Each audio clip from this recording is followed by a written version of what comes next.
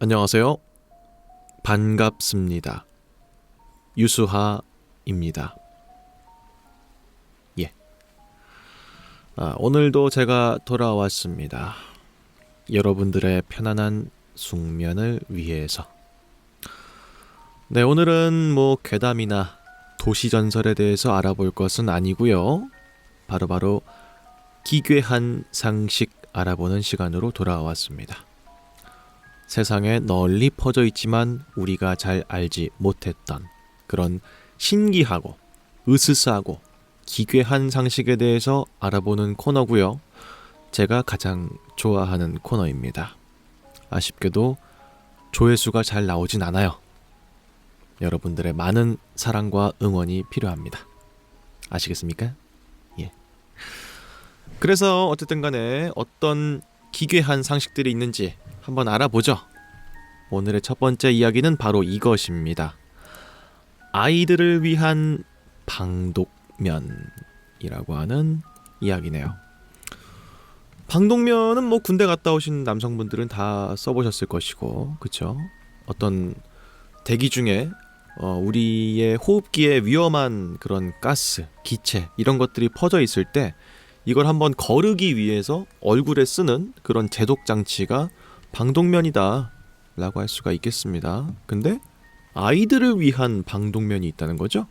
과연 어떤 것인지 지금부터 알아보죠. 자, 지금 여러분들께서 보고 계시는 이 사이트는 아틀라스 옵스큐라라고 하는 재미있는 이야기가 많이 있는 소식지인데요. 저희 이 코너에서도 여러 번 이 사이트를 이용했었습니다. 여튼간에 여기에 미키마우스가 그려져 있는 어떤 사진 같은 게 있어요. 네. 사진의 설명을 보시면은 Gas Mask for Children World War II라고 써 있습니다. 세계 2차 대전 당시에 아이들을 위한 방독면이다 라고 써 있네요. 어떤 이야기인지 지금부터 알아보죠. 제2차 세계대전이 미국 영토 내에서 화학전을 일으킬 수 있다는 잔혹한 가능성을 염두에 두고 아이들이 가스 마스크를 쓸 수 있도록 흥미로운 접근 방식을 도입했습니다. 바로 월트 디즈니의 승인을 받아서 미키마우스 가스 마스크가 1942년에 제작된 것이었죠. 이 미키 귀가 달린 작은 방독면은요, 비상 상황에서 아이들을 안심시키기 위한 것이었습니다. 미 육군 예비군 사령부의 로버트 D. 워크 소령은요, 이 마스크는 아이들이 휴대하고 놀이의 일부로 착용할 수 있도록 설계했습니다. 이는 방독면 착용에 따른 두려움을 줄이고 착용 시간을 늘려서 생존 가능성을 높이는 데 도움이 될 것입니다. 라고 말했습니다. 약 1000개 정도가 선러버 컴퍼니라고 하는 회사에 의해서 제작이 됐는데요.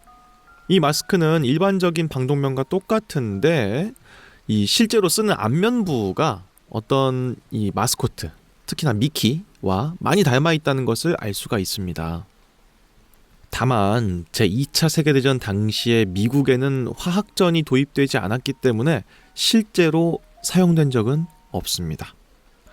또 영국에서는 아이들의 관심을 끌기 위해서 밝은 빨간색과 파란색을 사용한 영국식 버전도 출시된 적이 있었습니다. 게다가 미키마우스 가스 마스크라고 하는 이름으로 불렸지만 사실은 캐릭터와는 아무런 관련이 없었습니다. 대신에 이렇게 이름이 붙여진 이유는 아이들이 조금 더 거리감 없이 이 마스크를 쓸 수 있도록 이름을 이렇게 붙였다라고 합니다. 이 미키마우스 방독면은요, 대부분이 완전히 사라졌지만 박물관에는 몇 점 정도가 남아서 전시가 되고 있습니다. 그 원형 중에 하나는 오클라호마 시티에 있는 제45 보병 박물관에 전시가 되어 있는데요. 이곳 말고도 엘라베마주 포트 맥클레런에 있는 미 육군 화학 박물관, 그리고 캘리포니아주 버뱅크에 있는 월트 디즈니 기록 보관소, 그리고 미주리주의 포트 레너드 우드 박물관에서도 이 가스 마스크를 찾아볼 수 있습니다. 라고 하는 이야기였네요. 야, 이런 식의 어떤 디자인을 만들기 위해서 실질적으로 월트 디즈니의 승인을 받아가지고 만들었다는 거네요.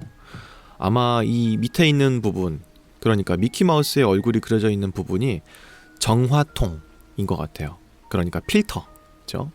위에가 실질적으로 아이들이 쓰는 그런 공간인 것 같습니다. 안면부라고 하죠, 보통. 근데 사실은 방금 내용에서 알아봤기 때문에 여러분들도 뭐 이 마스크가 왜 만들어졌는지 아실 수 있겠지만, 그러니까 아이들이 마스크 쓰는 걸 두려워할 수 있기 때문에 이런 식으로 만들었다는 거잖아요. 저는 그 이야기가 너무 공감이 돼요. 왜냐면은 이 방독면을 저는 군대에서 실제로 써봤지만 이게 보면은 폭력적이야. 디자인이. 그렇지 않아요? 이런 거 보세요. 이것만 봐도 약간 좀 기괴해, 디자인이. 예, 그래서 아이들이 굉장히 무서워했을 수 있을 것 같아요. 그러다 보니까 쓰는 거 자체의 거부감을 줄이기 위해서, 특히 또래 애들이 다 같이 모여있을 때 서로 쓸 거 아니야. 그때 이제 마스크 모양이 이런 거면은 이런 식의 기존적인 마스크랑 똑같은 모양새면은 다들 좀 무서워했을 것 같아. 근데 미키마우스랑 비슷한 어떤 캐릭터의 모습이다 하면은 약간 좀 그래도 거부감이 덜했을 것 같다 하는 생각이 듭니다. 그렇기 때문에 고안된 그런 방독면이다 라고 하는 이야기인데요. 사실은 뭐 딴 건 모르겠는데 아이들이 이런 걸 쓰고 있는 거 자체가 좀 기괴할 것 같기도 하고 그런 생각이 들기도 합니다. 여튼 신박한 첫 번째 이야기였고요. 다음 이어서 두 번째 이야기도 준비가 되어 있습니다. 바로 이겁니다. 여기는 주문한 것이 나오지 않는 어떤 레스토랑이라고 하는 이야기입니다. 이게 이제 약간의 패러디죠? 그 나폴리탄 여러분 좋아하시잖아요. 그 나폴리탄 괴담, 원래 괴담에 있는 어떤 한 문장인데요.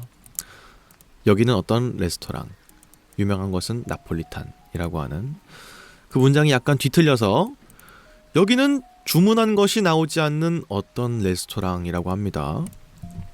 주문한 것이 나오지 않는다? 이거는 식당으로서 갖춰야 될 미덕의 첫 번째를 배반한 거 아닌가요? 내가 주문한 건 나와야 될 거 아니야. 그죠? 과연 어떤 식당이 내가 주문한 대로 나오지 않는 것일까 궁금한데요. 지금부터 같이 한번 알아보겠습니다. 자, 지금 여러분들께서 보고 계시는 이 사이트는 This is Kin 이라고 하는 흥미로운 이야기들을 담고 있는 소식지입니다. 여기에 일본의 잘못된 주문 레스토랑이라고 하는 기사가 있네요. 어떤 내용인지 지금부터 알아보죠. 외식업계는 가치와 품질이 전부라고 할 수 있습니다. 패스트푸드점에서도 일부 고객은 마치 미슐랭 가이드 평가원이 2스타를 줄 수 있는 자격이 있는지 판단하듯이 프라이드 치킨을 꼼꼼히 분석하곤 하죠. 그만큼 식당에서는 자기가 주문한 음식이 잘 나오고 잘 조리가 됐는지 이런 것들을 확인하는 건 고객으로서의 당연한 권리이자 당연한 기본권인데, 몇 년 전 일본에서 정말 독특한 일이 일어났습니다. 바로 잘못된 주문 레스토랑이 문을 열었던 것입니다. 도쿄 출신의 시로 오구니 씨가 고안하고 지역사회에서 클라우드 펀딩을 받아서 한 팝업 식당을 열었는데요. 이 식당은 단순히 맛있는 요리를 선보이는 그런 팝업 식당이 아니라 직원들을 치매에 걸린 사람들을 채용했어요. 왜 치매에 걸린 사람들을 직원으로 채용했을까? 이 시로 오구니 씨가 치매 환자를 위한 집단 거주시설을 한번 방문한 적이 있었는데, 그때 치매로 인해서 굉장히 심한 건망증을 앓고 있음에도 불구하고 여전히 요리를 할 수 있고 여전히 청소를 할 수 있고 일상 업무를 완벽하게 완수할 수 있다는 것을 알게 됐습니다. 근데 이들은 치매 환자라는 그 이유 하나만으로 사회에서 직업을 얻기가 영 쉽지가 않았죠. 그렇기 때문에 이 사회에 있는 치매 환자들에 대한 어떤 처우 개선 아니면 인식에 대한 개선을 위해서 팝업 식당을 열었던 것입니다. 이 식당에서는 육즙이 풍부한 햄버거를 주문했는데도 교자 한 접시가 나올 수 있습니다. 그렇지만 불만을 갖는 사람은 없습니다. 왜냐하면 이름 자체를 잘못된 주문 레스토랑이라고 지은 팝업 식당이기 때문이죠.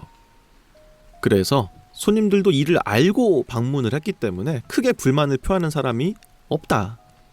이 식당에서 중요한 것은 음식이 잘 조리돼서 완벽하게 나오는 게 아니라 이런 식의 경험을 할 수 있다는 거, 그리고 치매 환자들에게도 노동의 기회를 줄 수 있다는 거, 요게 더 중요한 덕목이다 라고 하는 거죠.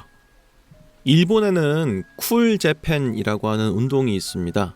이는 일본을 방문한 외국인들에게 일본의 멋지고 매력적인 모습을 보이기 위해서 일본이 취하는 전략 중에 하나라는 것입니다.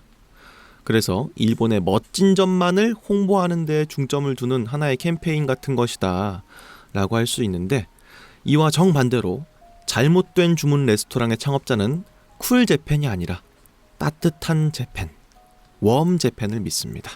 그래서 잘못된 주문이 나온다고 하더라도 직원을 책망하지 않고 오히려 포용함으로써 멋지고 쿨한 모습만 있는 일본이 아니라 따뜻하고 포용성 있는 일본도 있다는 것을 보여주고 싶었다라고 하네요. 그래서 사진이 좀 궁금하실 것 같아가지고 제가 좀 검색을 해봤습니다. 요런 식이었다고 하네요. 예. The Restaurant of Order Mistakes 라고 해서 잘못된 주문 레스토랑 혹은 주문 실수 레스토랑이라고 하는 이름의 팝업 식당이었습니다. 여기에는 치매 노인분들이 직원으로 근무를 하면서 찾아오는 손님들에게 성심성의를 보일 수 있는 그런 공간이었다고 하네요. 이런 식의 그 운동이나 움직임 같은 건 정말 좋은 것 같아요. 예. 왜냐면은 우리나라가 좀 가끔 가다 보면 좀 심할 때가 있는 것 같다는 생각이 들기도 하는데, 사회적 약자에 대한 배려가 너무 없어. 일본만 해도 휠체어를 탄 어떤 고객들이 시설을 이용한다든지 할 때 최대한 불편함이 없도록 노력하는 부분들이 있는데, 우리나라는 아직까지 그런 것 같진 않아요. 네. 그리고 그런 거를 본인한테 가장 잘 느끼게 만든달까? 당신이 우리보다 떨어진다. 당신은 일반인이 아니야. 이런 식으로 취급하는 느낌이 분명히 있어.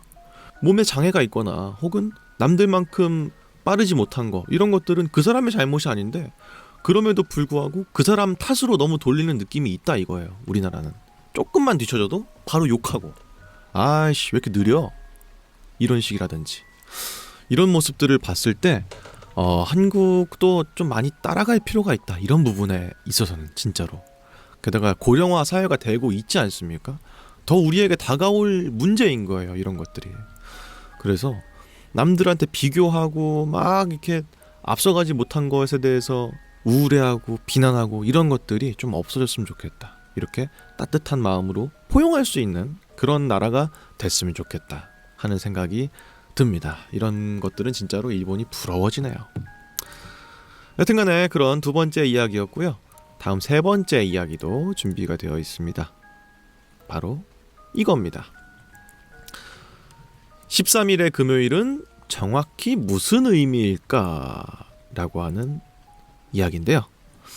글쎄요, 이제 지금 할로윈이 슬슬 다가오고 있죠. 우리나라에서 할로윈을 글쎄 문화로 취급하는 것 같은데 요즘 젊은 분들은 솔직히 저는 좀 공감이 안 돼요. 이게 늙었다는 뜻이에요. 예, 이런 게 늙었다는 뜻입니다. 어쨌든 외국 명절이죠. 예, 이때는 이제 죽은 자들이 산자들의 어떤 공간에 와서 함께 하루를 지내는 그런 이제 뭐 문화적인 날이라고 할 수가 있는데, 이런 할로윈 때 꼭 빼놓을 수 없는 게 13일의 금요일과 관련된 코스프레입니다. 그죠? 그 뭐냐, 전기톱 들고 막 오는 그런 양반 있잖아. 가면 쓰고. 근데 왜 13일의 금요일일까? 이거인 거죠. 이걸 한번 좀 같이 한번 알아보죠. 그래야 할로윈이 다가왔을 때 아는 척 할 수 있으니까. 자, 지금 여러분들께서 보고 계시는 이 사이트는 위키피디아 영문 문서입니다. 여기에 13일의 금요일이라고 하는 문서가 있습니다. Friday the 13th 라고 하죠. 서양 미신에서 13일의 금요일은요, 불운한 날로 여겨집니다. 말 그대로 금요일이면서 13일인 날짜를 13일의 금요일이라고 부르는 건데요. 매년마다 최소 한 번씩은 발생하는데 같은 해에 최대 3번까지도 발생할 수 있다라고 합니다.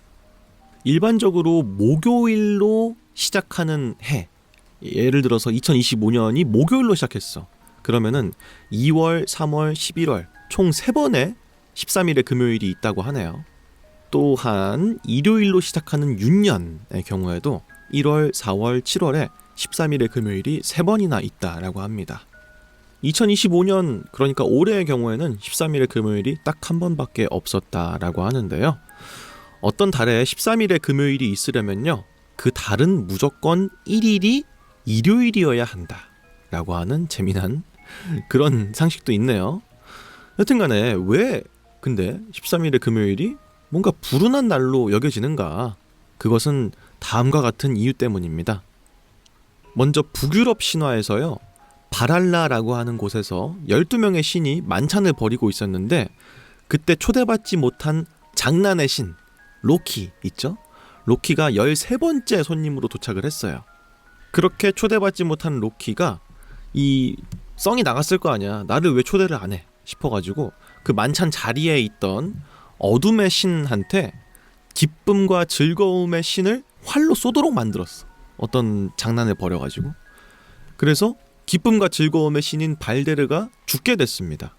그러자 세상에는 많은 고통이 닥치게 됐고요.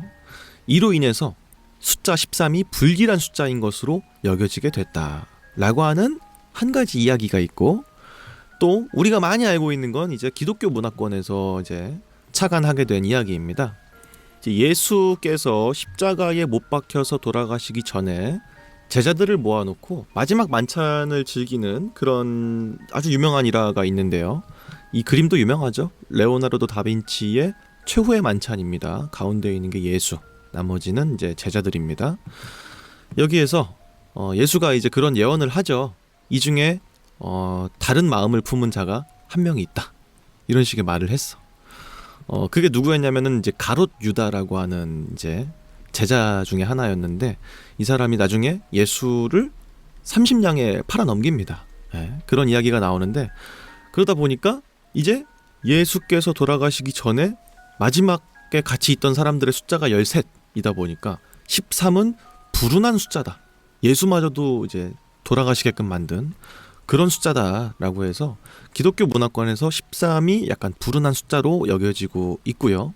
추가적으로 이제 예수께서 돌아가시고 난 다음에 사흘 만에 부활을 하셨다라고 하는 부분이 있는데, 성경에서 그 부활한 날짜가 일요일이라는 거예요.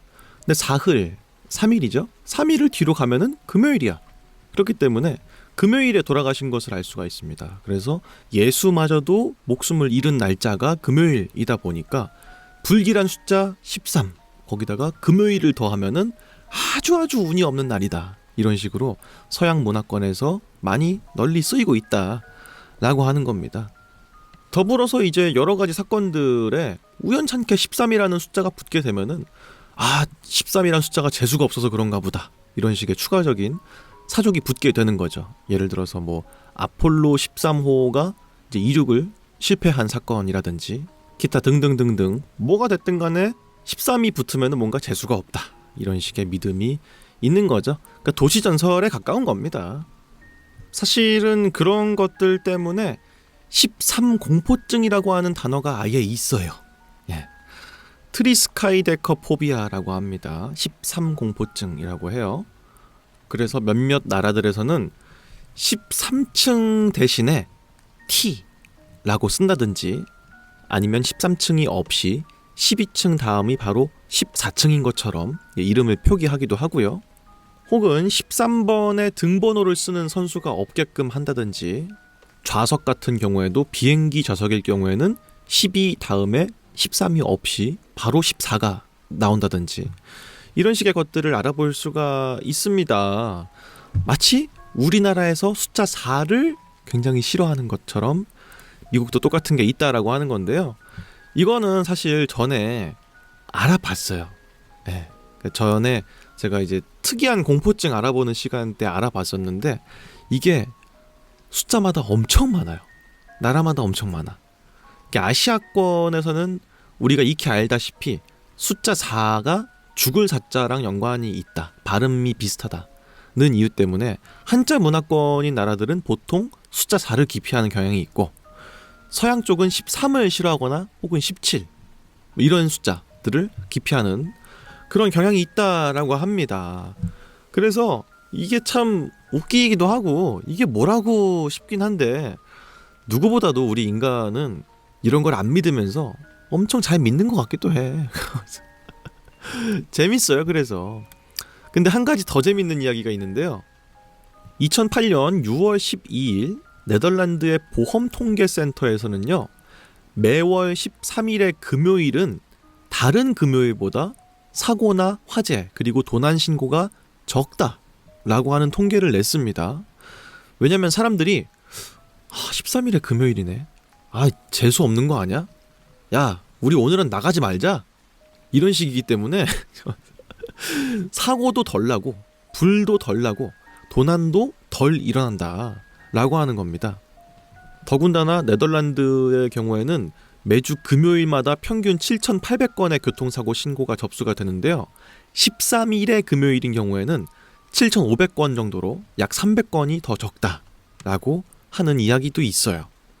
그렇기 때문에 많은 문화권에서 재수없고 불길한 날인 것처럼 13일의 금요일이 여겨지고 있다 보니까 반사적으로 오히려 더 안전한 날이 되기도 했네요. 참 이게 참 웃기다. 사람이라는 게 참 간사한 것 같기도 하고, 하여튼 재밌습니다. 예. 글쎄, 모르긴 몰라도 암암리에 쓰였던 그런 것이 이제 우리가 알고 있는 13일의 금요일이라고 하는 영화가 나오게 되면서 많은 사람들에게 더 강하게 각인이 되지 않았을까 하는 생각이 들기도 하는 그런 신박하고 웃기기도 한 그런 이야기였네요. 글쎄, 이게 사람이 아까도 말씀드렸지만 합리적이지 않은 건 다 알아. 뭐 13일에 금요일이 뭐 달라요? 다른 건 뭐 전혀 없겠지만 그럼에도 불구하고 그냥 왠지 마음에 안 들거나 이러면은 좀 피할 수 있잖아. 근데 마침 피했는데 또 그때 안 좋은 일이 있었을 수도 있었어. 그러면 더 강하게 믿다 보니까 확증 편향이 발생하는 거는 뭐 어쩔 수 없는 인간의 심리 중에 하나가 아닌가 하는 생각이 들기도 하는 그런 이야기였네요. 하여튼 그렇고요. 이어서 다음 이야기도 준비가 되어 있는데요. 바로 이것입니다. 감옥에 가는 것이 위험할 수 있는 실질적인 이유라고 하는데요. 감옥에 가는 게 왜 위험할까? 물론 이건 죄수들의 입장에서겠죠. 일반인들 입장에서는 감옥에 안 가는 게 덜 위험한 거겠지만, 죄수들이 왜 실제로 감옥에 가면 더 위험할까요? 지금부터 같이 한번 알아보도록 하겠습니다. 자, 지금 여러분들께서 보고 계시는 이 사이트는 네이처입니다. 이제 논문 같은 것들을 많이 볼 수 있는 그런 곳인데요. 여기에 사이코패스에 대한 이야기가 적혀 있습니다. 같이 한번 좀 알아보죠. 사이코패스는요, 정서적, 대인관계적, 생활방식적, 반사회적 특징들이 복합적으로 나타나는 인격장애의 한 일종입니다. 이런 사이코패스들은 심각한 반사회적 행동을 보이면서 사회에서 무리를 일으키기도 하는데요. 일반 인구 수에서는 사이코패스가 약 1% 정도가 있을 것이다 라고 추정이 됩니다. 근데 문제는 교도소 안에 있는 경우 사이코패스인 사람일 확률이 25%나 된다 라고 합니다. 왜일까? 왜 수감동에서는 25%나 되는 사람이 사이코패스인 걸까? 의문스럽긴 한데, 제가 봤을 때는 뭐 제 뇌피셜입니다만 교도소에서 옮는다는 거는 좀 아닌 것 같고, 기본적으로 범죄를 일으키는 사람들이 다들 이제 교도소에 간 건데, 아무래도 이제 인격적으로 뭔가 문제가 있거나 이런 사람들이 죄를 저지를 확률이 있다 보니 그래서 확률이 높아지는 게 아닌가, 25배나 뛰는 게 아닌가 하는 생각이 듭니다. 그렇기 때문에 웬만한 사람이 이제 수감되게 되면은 더 위험할 수도 있다라고 하는 거죠. 동 안에서 뭔가 사건이 벌어질 확률도 없지 않겠죠. 이 사이코패스라는 것은요, 유전적 요인과 환경적 위험 요인, 그리고 유전자, 환경, 상호작용 및 상관관계가 복합적으로 작용하는 복잡한 정신질환의 일종입니다. 이런 사이코패스는 다른 정신질환과 함께 동반되는 경우가 많고요. 사실 성인의 경우에는 사이코패스에 대한 치료법이 마땅치가 않지만 청소년기 전까지만 해도 꽤나 효과적인 치료법들이 있다라고 합니다. 그렇기 때문에 사회에 많은 관심이 필요하다라고 하는 그런 기사 중에 하나인데, 뭐가 됐든 간에 놀라운 통계네요. 25%나 사이코패스라니. 예. 이게 뭐 만국 공통은 아니겠죠. 아마 미국 기준일 겁니다. 그럼에도 불구하고 야, 이건 진짜 무시할 수 있는 수치가 아니지 않나 하는 생각이 듭니다. 그러니까 여러분, 죄 지으면 안 돼요. 죄 지으면 내 신변이 감옥에 가서 위험해질 수 있는 확률이 높다라고 하는 겁니다. 여러분들, 죄 지으면 안 되겠죠? 저랑 같이 한번 외쳐볼게요. 죄 짓지 말자. 죄 짓지 말고 착하게 살자. 네, 그런 교훈을 얻을 수 있는 이야기였다 라고 하는 말씀 드리면서 다음 이야기도 같이 한번 읽어드리겠습니다. 다음 이야기는 바로 이것입니다. 기괴한 돼지우리라고 하는 이야기네요. 돼지우리가 뭐 기괴해봤자 뭐 얼마나 기괴하다고? 그죠? 그 돼지우리가 더러울 순 있겠죠? 그죠? 근데 기괴하다는 말은 좀 이해가 안 가는데, 과연 어떤 이야기일지 지금부터 같이 한번 알아보도록 하겠습니다. 자, 여러분들께서 지금 보고 계시는 이 사이트는 로바라고 하는 뉴스 사이트입니다. 여기에 중국의 혁신적인 26층짜리 고층 돼지 농장이라고 하는 기사가 있네요. 26층짜리 건물이 통째로 돼지 농장이라는 겁니다. 전 세계 농부들을 놀라게 한 획기적인 발전으로 중국은 2022년 후반에 26층 높이의 우뚝 솟은 돼지 농장을 공개한 바가 있다라고 하는 내용인데요. 이 돼지 농장은 중국 중부 후베이성 어저우시의 남쪽 외곽에 자리를 잡고 있다라고 합니다. 이 돼지 농장의 엄청난 규모는 경외감을 불러일으킬 정도이고요. 양돈 산업에 특화된 수직 도시를 연상시키기도 합니다. 이 돼지 농장에는 3,700마리의 돼지를 모돈이라고 하는데요. 이제 어미 돼지죠. 얘네를 데려왔다고 해요. 근데 연간 최대 120만 마리의 돼지를 도축할 수 있는 능력까지 갖추고 있다라고 합니다. 아마 키우고 도축하고 이게 다 한 건물에서 이루어질 수 있는 건가 봐요. 돼지 입장에서 너무 끔찍한데요. 근데 뭐 왜 이런 건물을 지었을까요? 그 이유는 밑에 나와 있습니다. 먼저 효율적인 공간 활용을 가능하게 해서 비교적 적은 면적에도 상당량의 돼지를 사육할 수 있도록 하기 위함이었다는 거죠. 최첨단 환기 시스템과 온도 조절 장치를 갖추고 있어서 돼지에게 최적의 환경을 제공한다라고 하고요. 자동 사료 공급 그리고 배설물 관리 시스템으로 효율성을 높이고 노동력을 절감한 그런 시설이라고 합니다. 하지만 이 프로젝트는 논란이 없이 매끄럽게 진행된 것은 아니었습니다. 동물 복지와 소규모 전통 농장에 미칠 수 있는 잠재적 영향에 대한 우려가 제기되기도 했다라고 합니다. 특히나 환경론자들은 적절한 관리와 지속 가능한 관행 없이 그저 이렇게 말도 안 되는 크기의 아주 밀집한 26층 크기의 돼지 우리를 만든 것에 대해서 우려를 표한다는 거죠. 너무 인위적인 공간이다 보니까. 사실상 공장이랑 똑같죠. 생물체가 자라는 곳이라고 보기엔 너무 무리가 있지 않냐라고 하는 겁니다.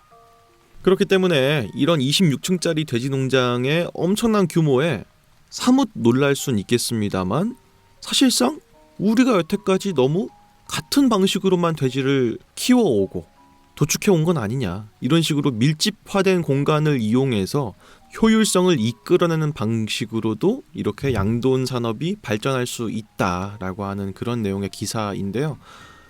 궁금하시죠? 어떻게 생겼는지 제가 사진을 보여드릴게요. 자, 이렇게 생겼습니다. 헛웃음이 나와요. 헛웃음이. 야, 어떻게 이럴 수가 있나 싶기도 하고, 이 안에는 많은 이제 연구진들 그리고 이제 양돈 사업가 분들께서 돼지들을 키우고 이제 청결하게 관리를 하면서 도축까지도 가능한 시스템을 구축했다라고 하는 건데, 야, 그냥 뭐 회사네요, 회사. 그죠? 근데 아까도 말씀드렸습니다마는 기괴해요. 이건 좀 기괴해. 그리고 돼지 입장에서는 이거는 생지옥이 아닐까 싶은 생각이 들어요. 물론 뭐 돼지가 뭘 알겠습니까 하는 사람들도 있겠습니다마는, 이거는 좀, 일단 내가 돼지면은 진짜 끔찍할 것 같아. 하여튼간에 그런 으스스한 이야기가 아닐 수가 없는 그런 상식이었네요. 야, 중국은 확실히 스케일이 다르다. 상상력도 추진력도 일반적인 국가랑은 많이 다르다, 이런 생각이 드는 그런 이야기였습니다. 여튼간에 그렇고 이어서 다음 이야기도 준비가 되어 있습니다. 바로 이건데요. 독일에서 의외로 금지된 이름이라고 합니다. 글쎄요, 독일에서 그냥 예상되는 금지된 이름은 뭘까요? 아마도 아돌프 히틀러겠죠? 그 이름은 제가 알고 있기로 금지된 걸로 알고 있습니다.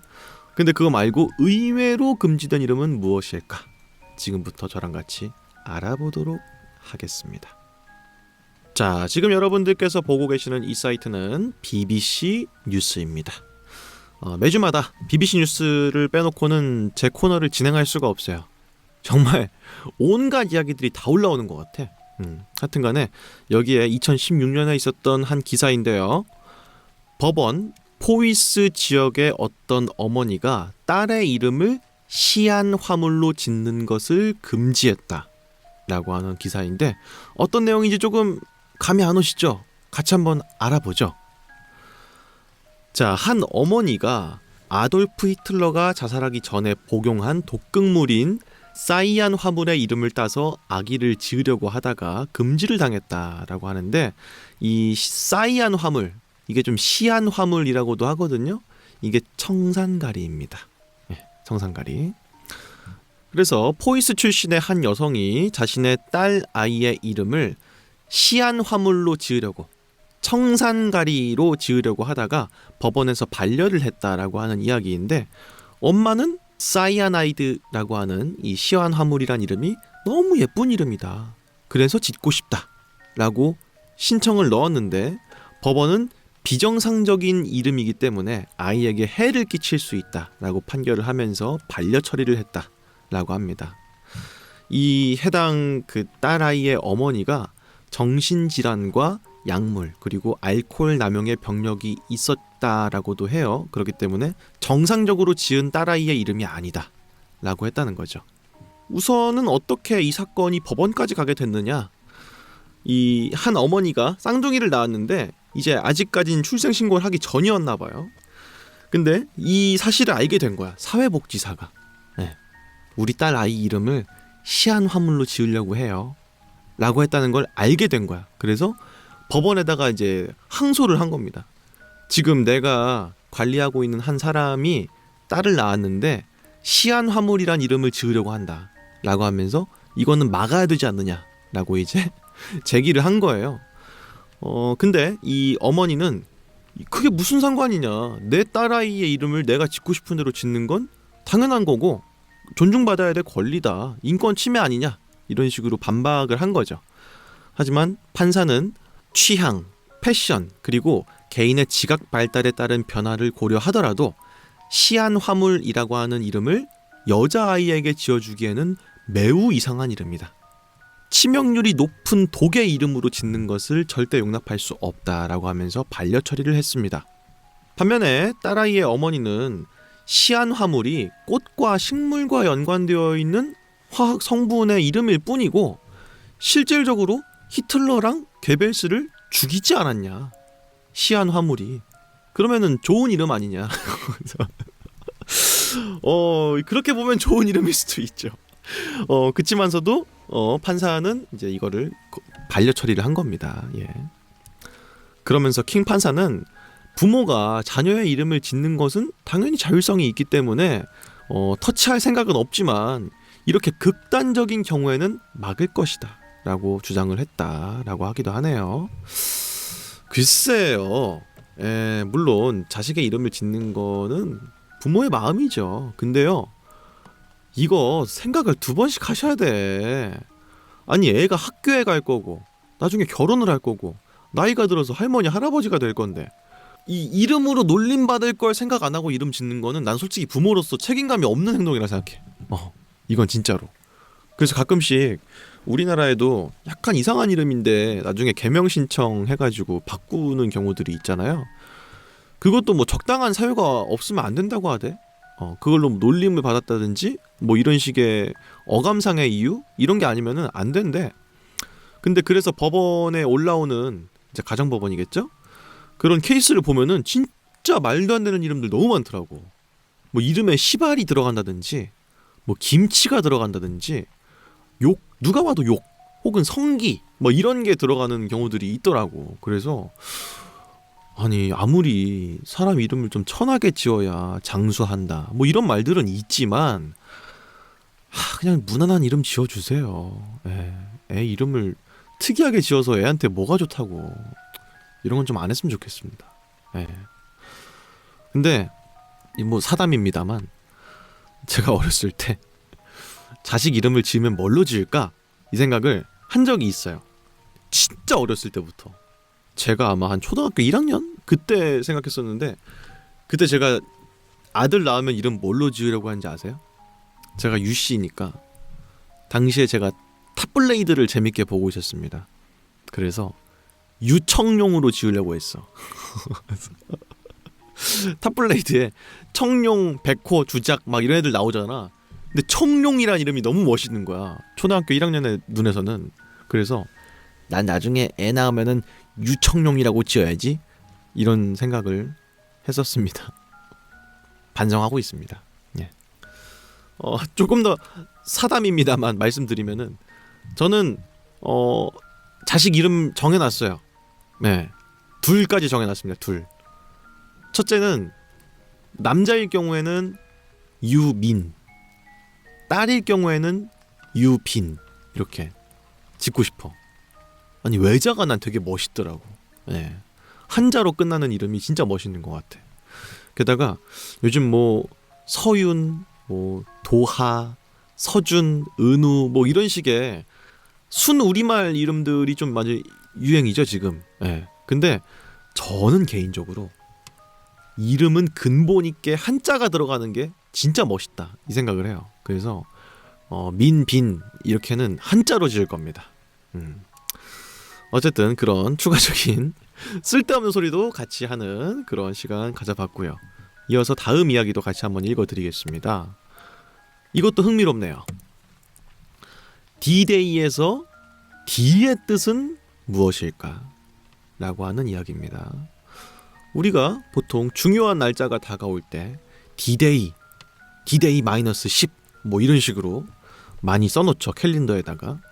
그리고 그 예정한 날짜가 지나면 D-Day 플러스 뭐 2, 뭐 3 이런 식으로 D-Day가 아주 중요한 날이다 이런 뜻으로 쓰이는 것 같은데 과연 D-Day의 D가 무슨 뜻이냐? 그거는 알고 써야겠죠. 지금부터 같이 한번 어떤 뜻인지 알아보도록 하겠습니다. 자, 지금 여러분들께서 보고 계시는 이 사이트는 위키피디아 영문 문서입니다. 여기에 D-Day라고 하는 문서가 있어요. 우선은 많은 분들께서 아셨을 수도 있겠습니다만 D-Day는 군사 용어입니다. 이 군대에서 전투 공격이나 작전을 시작되는 날짜로 D-Day라는 말을 써요.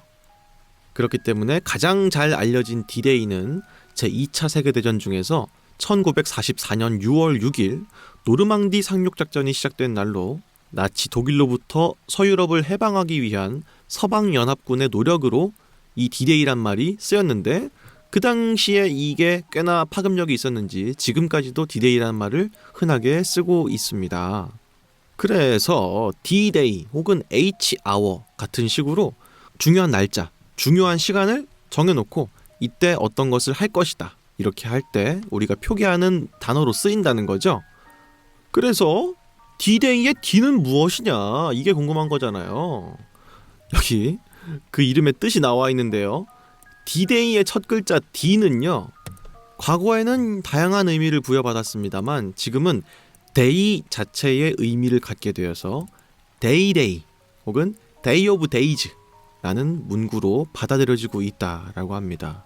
그래서 D-Day의 D는 Day입니다. Day-Day. D-Day는 결국 Day-Day다. Days of Date의 줄임말이다 라고 하는 겁니다. 웃기네. 결국은 막 중요한 날 이런 뜻이 아니라 그냥 날을 한 번 더 강조하기 위해서 날 이런 식으로 쓰는 말이었다는 거네요. 그쵸? 이런 것들을 좀 알아두면요, 나중에 소개팅 하실 때 할 거 없을 때 야, 너 D-Day가 무슨 뜻인지 아냐? 요거 하면은 아이스 브레이킹 끝납니다. 아시겠죠? 이런 거를 좀 여러분들이 이런 코너에서 많이 좀 주워 가세요. 재밌고 신박한 이야기들 아이스 브레이킹 할 때, 소개팅 할 때 참 좋습니다. 아시겠습니까? 예.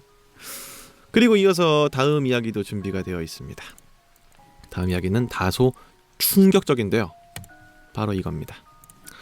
CIA는 자백을 얻어내기 위해서 용의자를 고문할 때 땡땡땡을 한다 라고 하는 이야기인데, 글쎄 뭘 할까요? 뭔가 고문이라고 하니까 아주 좀 끔찍하고 위협적인 것들을 하지 않을까요? 근데 뭔진 잘 모르겠습니다. 그죠? 지금부터 어떤 짓을 CIA가 하는지 같이 한번 알아보도록 하겠습니다.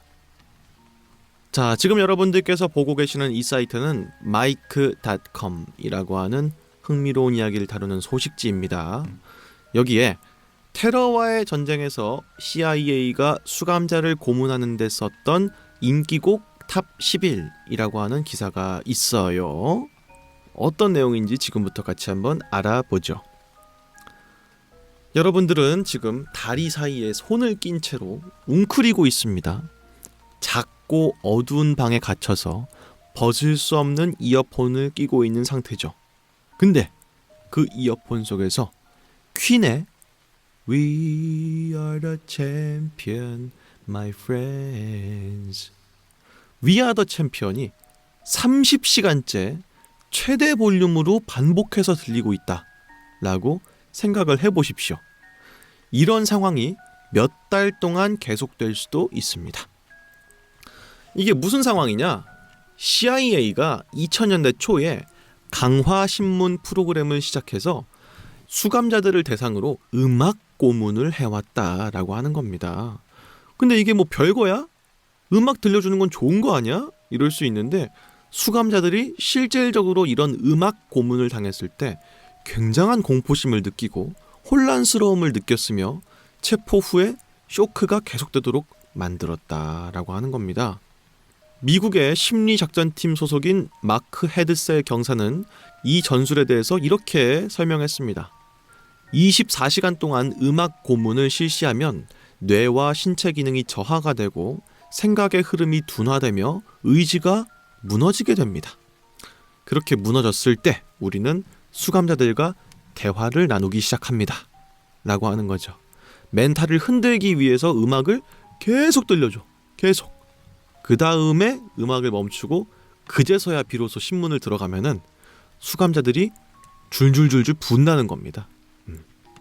그래서 어떤 인기곡이 있는지 끔찍한데, 어떤 인기곡들이 CIA에서 많이 쓰이는지 지금부터 같이 한번 알아보겠습니다. 첫 번째, 에미넴의 The Slim Shady입니다.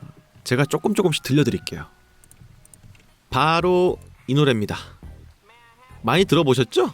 네, 에미넴의 또 다른 인격이죠. 슬림 쉐이디. 네. 자신을 소개하는 그런 내용의 랩 노래인데요. 여러분들 생각해보세요. 이 노래가 24시간 동안 들려봐. 이러면은 멘탈 나가죠. 비냐 모하메드라고 하는 사람은요, 20일 동안 에미넴의 슬림 쉐이디를 들었습니다. 그래서 실제로 CIA에서 이 사람을 포함해서 수많은 사람들을 밤낮으로 감시를 했는데 이어폰을 꽂아서 슬림 쉐이디를 들려준 채로 감시를 했다는 거죠. 그렇기 때문에 이 비냐 모하메드란 사람도 매우 힘들었지만 다른 사람들도 비명을 막 지르고 벽에다가 막 머리를 갖다 박고 막 그랬다라고 하는 이야기가 있네요. 다음 두 번째로는 도프의 Take Your Best Shot입니다. 들려드릴게요. 바로 이 노래입니다. 우리가 좀 흔히 좀 떠올릴 수 있는 헤비메탈의 한 그런 일종의 노래가 아닌가 하는 생각이 드는데, 야, 이건 기가 막히네. 이거 들으면 정신 나가겠네. 야, 잠깐 들었는데 미칠 것 같다, 야. 그래서 이 루할 아메드라고 하는 수감자가 실제로 이 노래를 들었는데 이런 말을 했대요. 저는 구타당하는 것은 견딜 수 있어요. 그건 문제도 아니에요. 정신적으로 준비할 수 있죠. 하지만 음악 고문을 당할 때는 그럴 수가 없었어요. 그럴만해. 그럴만해. 이 사람은 여러 가지 음악을 들으면서 수없이 고문을 당했다라고 하는데 미쳐가는 느낌이 들었대요. 그렇게 음악을 계속 듣다 보니까 내 정신적인 맥락을 자꾸 놓치고, 내가 누군지, 내가 여기서 왜 이러고 있는지 이런 거에 대한 혼란이 느껴지면서 미쳐버릴까봐 너무 무서웠다라고 합니다. 시간이 지나면은 가사가 점점 들리지 않고 묵직하게 두드리는 소리만 들렸다라고 하네요. 그럴만하다. 근데 아까 그 노래는 정신 나갈 것 같다. 이어서 다음 세 번째는요, 크리스티나 아길레라의 Dirty입니다. Dirty 같이 한번 들어보죠. 바로 이 노래입니다. 야, 근데 잠깐 들었는데 두 번 들으면 일단 이미 질릴 것 같아. 근데 이걸 몇십 시간 듣는다? 쉽지 않다. 어쨌든 이것도 9.11 테러의 20번째 테러범으로 알려진 모하메드 알 카티니가 들었던 노래인데요. 사실 이게 다른 이유보다도 가사가 되게 선정적이라고 합니다. 그래서 이걸 수감자한테 들려줌으로써 독실한 무슬림 신자인 남성이 되는 것을 불가능하도록 만들기 위한 여러 관행 중에 하나였다라고 합니다. 그래서 이건 사실상 정신 공격이면서 동시에 신성 모욕에 가까운 그런 행동이네요. 집중력과 어떤 실질적으로 내 마음이 더럽혀지고 있다라고 하는 그런 효과까지 누린 그런 노래가 아닐 수가 없습니다. 그리고 이어서 네 번째는요, 모하메드 엘 카사부기의 지클라야티, 나의 추억이라고 하는 노래라고 하는데요. 지금부터 어떤 노래인지 같이 한번 들어보죠. 바로 이 노래입니다. 지클라야티. 7분짜리 노래인데요. 듣기에는 나쁘지 않은 것 같기도 한데, 그죠? 물론 한 10번만 들어도 이런 생각이 안 들겠죠. 왜 이 노래를 선택했느냐, 이 신문관들이 때때로는 익숙한 음악을 들려줌으로써 무슬림의 문화적 금기라든지 금욕적 성일의 음악을 듣게 하는 것 같은 죄책감을 이용했다라고 합니다. 왜냐면은 아랍 음악을 듣는 것이 이슬람 사람에게는 그 율법을 위반하는 것이라고 합니다. 뭐지? 약간 기독교 분들한테 이제 불교 찬송가? 찬불가 같은 거 들려드리는 느낌 같은 건가 봐. 그래가지고 상당히 멘탈적으로 무너뜨리게 만든 그런 방식 중에 하나였다라고 합니다. 다음 다섯 번째도 있습니다. 데이비드 그레이의 바빌론이라고 하는 노래인데요. 이런 노래였다고 합니다. 요거예요. 요거 데이비드 그레이의 바빌론. 이건 좋은데? 그죠? 되게 캄해지고 되게 좀 칠해지는데 이게 왜 힘든 노래였을까? 이 노래가 약간 성경적인 의미를 담고 있대, 노래에서. 그래서 이 수감자들한테 들려주면서 이 뭐랄까, 강렬하고 이런 것 때문에 무너지는 게 아니라 내가 그래도 기독교의 한 자녀인데 이런 짓을 저지른 것에 대해서 죄책감을 느끼게끔 만드는 그런 거였나 봐. 그래서 실제로 다분히 미국적인 느낌, 어떤 고향의 느낌이 나는 음악들을 들려주는 경우들이 많았대요. 그래서 너 원래 이런 놈 아니었잖아. 너 원래 이렇게 삐뚤어진 놈 아니었잖아. 이런 식으로 내 죄를 내 스스로가 한 번 더 흐느끼게끔 만드는 그런 예시였다라고 하네요. 실제로 음악 고문이 아까도 알아봤던 것처럼 시끄러운 음악만 있는 것이 아니라 이런 식의 사람의 마음을 감동시키는 음악을 들려줌으로써 문화적으로 침투해서 포로로부터 하여금 고통에서 벗어날 곳이 전혀 없게끔 만드는 그런 역할을 하기도 했다라고 하네요. 다음 6번째는요. 버니 팀의 I Love You입니다. 어떤 노래일까요? 지금부터 알아보죠. 네, 지금 듣고 계시는 이게 I Love You라고 하는 노래입니다. 네. 이제 바니 더 다이너소어라고 해서 바니, 내 친구 공룡 바니 뭐 이런 식의 유아용 프로그램인데 여기에 나오는 이제 테마 음악, 그러니까 테마송인 거죠. I Love You. 이거를 들려줬대요. CIA에서 보유한 고문 노래 중에서 가장 많이 쓰인 노래로도 알려져 있습니다. 그래서 이 노래를 만든 밥 싱글턴이란 사람한테 당신이 만든 그 I Love You란 노래가 CIA에서 수감자들을 고문할 때 가장 많이 쓰이는 노래 중에 하나다 라는 말을 해줬더니 엄청 웃었대. 애들한테는 전혀 해롭지 않은 이 노래가 어른들한테는 고통스럽게 와닿을 수 있다는 게 너무 신기하고 웃기다 이런 식으로 말을 했다는 거죠. 근데 그냥 한 번, 두 번 들은 게 아니잖아. 이거를 몇십 시간, 며칠, 몇 달 동안 최대 볼륨으로 들으면 정신 나가겠죠. 나 같아도 그럴 것 같아. 그래서 이 음악이 6위에 선정된 거 납득이 된다. 나름 이해가 된다. 이런 생각이 듭니다. 그리고 7번째는 바로 이 노래입니다. 비지스의 Saturday Night Fever, 토요일 밤의 열기인데요. 지금부터 한 번 더 들려드릴게요. 자, 요런 이제 디스코 펑크 음악입니다. 비지스의 요 Saturday Night Fever라고 하는 영화의 수록곡인데요. 여러분들 뭐 모르시는 분 없을 것 같아요. 너무 좋은데 이 음악을 실제로 모아 잠베그라고 하는 사람이 교도소에서 들었대요. 처음 들었을 때는 농담하는 줄 알았대. 아, 웃기려고 이런 거 틀어주나? 했는데 이거를 몇십 시간 계속 반복해봐. 이러니까 미칠 것 같은 거야.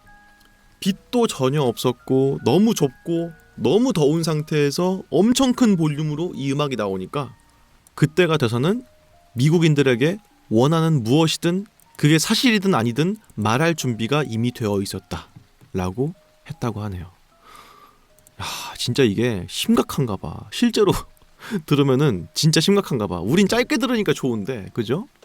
하여튼 그렇습니다. 다음 8번째는 야옹 믹스 테마라고 하는데요. 아마 고양이랑 관련되어 있는 그런 웃긴 음악이 아닐까 싶은데 같이 한번 들어보겠습니다. 이게 다른 게 아니고요. 지금 듣고 계시는 이 멜로디거든요. 이게 мя우믹스라고 해서 고양이 사료에 대한 광고 음악이래요. 네, 이것도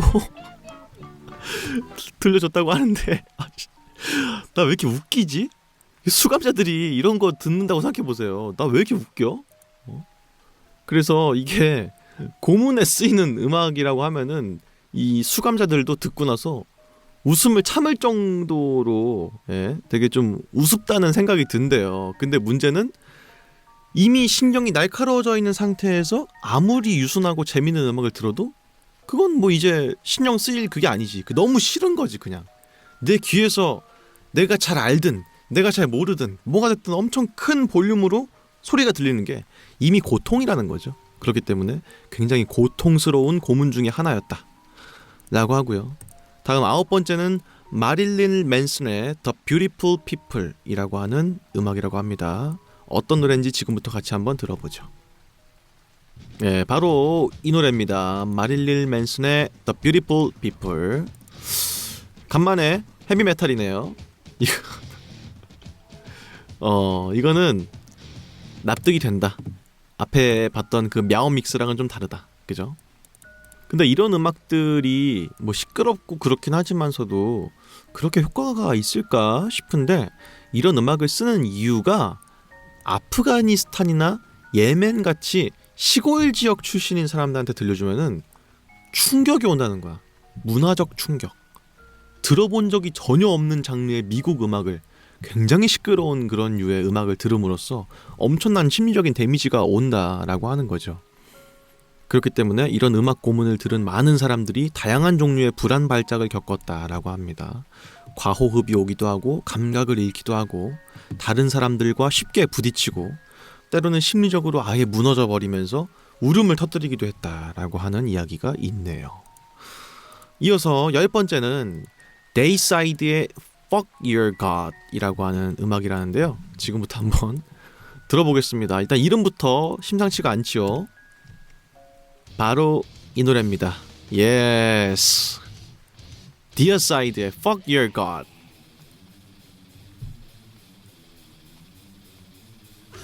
그렇지, 이거거든.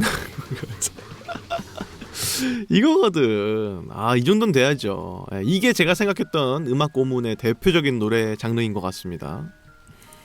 그래서 이런 식으로 음악을 단순히 들려주는 것뿐 아니라 들려주면서 강인하게 이제 탄압같이 약간 고문 비슷한 신문을 하게 되면은 더 이제 위압감을 느낀다는 거예요. 방금 같은 음악을 들으면서 그거 어딨어? 막 이런 식으로 빨리 말해! 이렇게 막 체근하면은 엄청나게 심리적인 압박을 느낀다는 거죠. 그래서 30분쯤 그 음악을 들으니까 신음하기 시작했다. 너무 힘든 거야. 너무 힘든 거야. 그 순간이. 그래가지고 굉장히 힘들어했다라고 하는 내용도 적혀 있고요. 다음 11번째는 우리가 익히 알고 있는 이 노래입니다. 퀸의 We Are The Champions인데요. 같이 한번 조금만 들어보죠. 바로 이 노래입니다. 예. 우리가 어떤 게임에서 이겼을 때 가장 먼저 듣고 싶은 그 음악. 예. We Are The Champion이 11위에 꼽혔습니다. 그래서 이 음악을 듣게 된 사람은 사실은 이제 범인은 아니었는데 용의자로 간주가 되게 되면서 We Are The Champion 노래를 여러 차례 반복해서 듣게 됐대요. 근데 이 음악을 몇 번이나 들었는지 도저히 기억해낼 수 없을 정도로 많이 들었다라고 하고요. 그 당시에 이런 음악을 들었을 때 혼잣말을 계속하면서 이 음악을 최대한 무시하려고 했다는 거죠. 내가 좋아하는 음악은 다른 음악이니까 다른 음악을 막 흥얼흥얼거리면서 최대한 여기에 집중하지 않으려고 노력을 했다. 그렇기 때문에 정신을 잃지 않을 수 있었다라고도 말을 하네요. 하여튼간에 그렇습니다. CIA가요, 제가 옛날에 도시전설 알아볼 때도 여러 가지 이야기들 많이 알아봤는데 진짜 극악무도한 것 같아. 나중에 특집으로 한번 다뤄볼까요? 네. 많이 알아봤지만 여태까지 아니 그 뭐지? 정신 조종 같은 거 하려고 하는 그 있잖아, MK 울트라. 그것도 CIA가 한 거거든요. 고문하는 사람이 자신을 얼마까지 포기할 수 있게끔 만들 수 있는가가 정신 조종 관련한 그런 실험도 CIA가 한 거고, 또 매독 실험 같은 거 있었는데 그것도 CIA가 한 거고, 다 CIA야. 하여튼간에 미국에서 벌어진 대다수의 끔찍하고 말도 안 되는 일들은 다 CIA가 한 거거든. 근데 이것도 CIA가 한 거네요. 얘네는 어떻게 안 없어질 수가 있는 건지 참 신기하다 이런 생각이 들기도 합니다. 어쨌든 간에 오늘도 이렇게 해서 많이 알려져 있지 않지만 실제로 알아보니까 상당히 신박하고 으스스하고 기괴한 상식들 같이 한번 알아봤습니다. 여러분들은 어떻게 들으셨을지 참으로 궁금합니다. 혹시 재미있으셨다면 댓글도 좀 달아주시고 반응을 좀 보여주셔야 제가 이 시리즈를 멈추지 않고 계속 만들어 나갈 수 있을 것 같다, 이런 말씀 드리면서 저는 또 다음에 흥미롭고 으스스하고 기괴한 이야기로 돌아오도록 하겠습니다. 지금까지 저는 유서였습니다. 그러면은 다음 시간에 또 뵙지요.